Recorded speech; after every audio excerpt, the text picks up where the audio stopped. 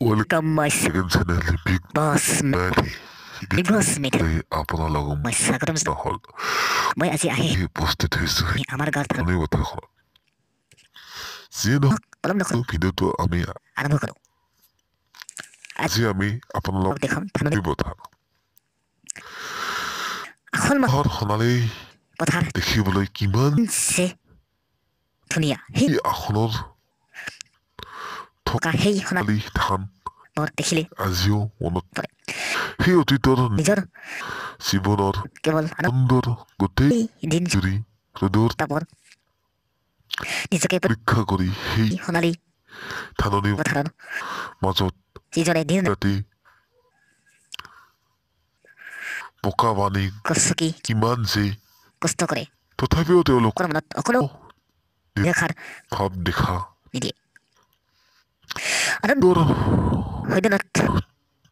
দিনৰ দিনটো মেট মৰা ভাগৰ আৰু যিদৰে নিজৰ দিনবোৰ অব্যাহত কৰিছে তাৰ অন্ত আৰু তেওঁলোকৰ সপোন তেওঁলোকৰ ইচ্ছা বৰ যিদৰে তেওঁলোকৰ পথাৰত অন্ত নিয়োগ কৰিছে তাৰ পিছত যে এটা আসনৰ সোণালী পথাৰ পোৱা গৈছে তাৰ আসনত ইমানখিনি কষ্ট কৰা নাই আসনৰ সোণালী পথাৰখন দেখিবলৈ যে কিমান ধুনীয়া নহয় জানো যিয়ে নহওক মোৰ বন্ধু বান্ধৱীসকল যদি মোৰ নতুন নতুন ভিডিঅ'বোৰ পাই থাকিবলৈ হ'লে মোৰ বিগ বছ চেনেলটো ছাবস্ক্ৰাইব কৰি দিব আৰু বন্ধু বান্ধৱীসকল আমাৰ গাঁৱৰ ধাননি পথাৰখনত ধানবোৰ কেনেকৈ কাটে মই আপোনালোকক দেখুৱাব নোৱাৰিলোঁ মই তাৰ কাৰণে দুখিত আপোনালোকে বেয়া নাপাব কেতিয়াবা নতুনকৈ এটা ভিডিঅ' বনাম তাৰ বিষয়ে ধানবোৰ কেনেকৈ কাটে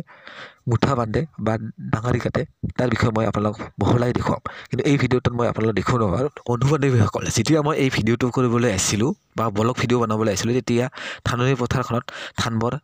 ভালকৈ পকা নাছিল সেইকাৰণে হয়তো খেতিয়কসকলে ধানবোৰ কাটিবলৈ আৰম্ভ কৰা নাই কিন্তু মই কিছুদিন বা দুই এদিনৰ ভিতৰতে কাটিবলৈ আৰম্ভ কৰিব কিন্তু মই আপোনালোকক ভিডিঅ'টো মই দেখুৱামেই ভালকৈ কেনেকৈ কাটে বা কেনেকৈ কি কৰে তাৰ বিষয়ে মই দেখুৱাম